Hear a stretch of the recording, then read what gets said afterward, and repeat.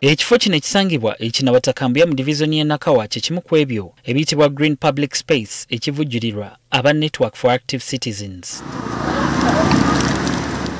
Mu kifo kino obutonde busosowazibwa nnyo era obucupa bwa plastika obuba busuuliddwa wano bweyambisibwa mu ngeri ez'enjawulo omuli n'akasolya. Abavubuka bagezaako okutumbula okulaba nti obutonde bwaffe bukuumibwa era balonda ebicupa ebyandibadde bisuulibwa mu kasasiro oba mu environment gye tubeera oba gye tuwangaalira ne babikwata ne babiddira ne babisimbamu. Kino kiba kitwongera okulaba nga tutereeza obutonde bwaffe. Ebicupa bya plastika ebinene byeyambisibwa okubirimiramu enva endiirwa nga sukuma wiki, emboga, ennyaanya, obutungulu n'ebirala.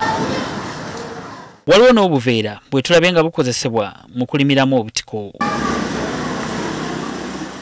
Ebirala ebyandyonoonye obutonde singa biba bimaze gasuulibwa gamba ng'obudeeya, emipiira gy'emmotoka n'ebirala nabyo biriko engeri gye bikozesebwamu wano.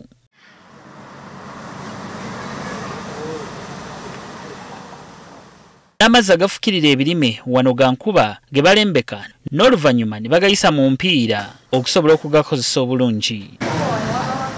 Ekifo kino kye kimu ku ebyo ebikozesebwa okukuuma n'okutaasa eby'obutonde mpozi n'okutuukiriza ekirubirwa ky'amawanga amagatte eky'okukendeeza ebya plastika omwaka 2040 we gunaatuukira. SDG 13, that is climate action, we noticed that in our community there is a lot of food insecurity. There is a lot of also unemployment. Most of the youths don't have jobs. Tukitegedde nti ekifo kino era kikozesebwa okubangula abavubuka n'abakyala ku nnima etakosa butonde naddala nga balimira awatono. Kye bayita okueliminatinga plastika ali mu bantu. Kubanga ssaawa zino olaba nti plastika mungi mu bantu ate nga tebalina kyamukozesa whereby nti atuuka ekiseera n'agenda mu trenches zaffe n'aleeta kye bayita flooding. Naye kati ffe kye twasalawo okukola nti plastika ono tumulonda mu bantu ne tujja ne tumukozesa mu kulima nga bw'olaba nti tulima ne tuteekamu ki ebirime. Abavubuka bano era balina ekifo ekirala mu kimwanyi zooni Luzira we bakolera ebintu eby'enjawulo okuva mu bya plastika ko n'emipiira gya mmotoka. So ne tusalawo ne tugamba tino bino ebintu etubikozesa ne tubirimisa bijja bya bitaasa obutonde bw'ensi kye kisooka.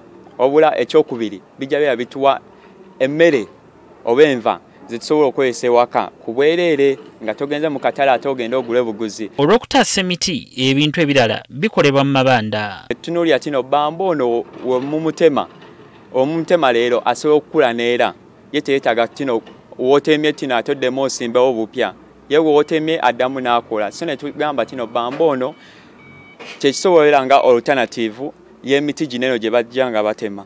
Tebakoma wano wabula ne mu bitundu mwe bawangaalira bazze bakola bulungi bwansi naddala okuyita mu kugogola emyala. Bano bagamba nti okukuuma n'okutaasa obutonde buvunaanyizibwa buli munnayuganda bw'asaanye okugabanako Uganda bw'eba yakubaako weetuuka. Tono nfunamu ki nfuniddewa ne tutunulira ekifaananyi ekinene ekiyamba ki community yaffe kubanga tibwokola omwala guno ekitongole si kyekifunamu negwe ng'omuvubuka gwakola ki gwafunamu. Nolwekyo tusooke tutunuulire gain gye tufuna nga ffe abavubuka bwe twenyigira mu bintu ebitukwatako nga ffe bennyini mu kitundu kyaffe so obuntuntu obuto. Obubaka bwonna bwe ndina eri gavumenti yaffe nti eteekewo okusomesa abavubuka ku bibi ebiri mu kusuula kasasiro ddala ono atakola ki atavunda mu bantu so that tusobola okukirwanyisa ne kivaawo ne tulaba nga ebiseera bya maaso eby'abavubuka bitangaavu. Beka Ssenyonga Mulinde, NTV ku ssaawa emu.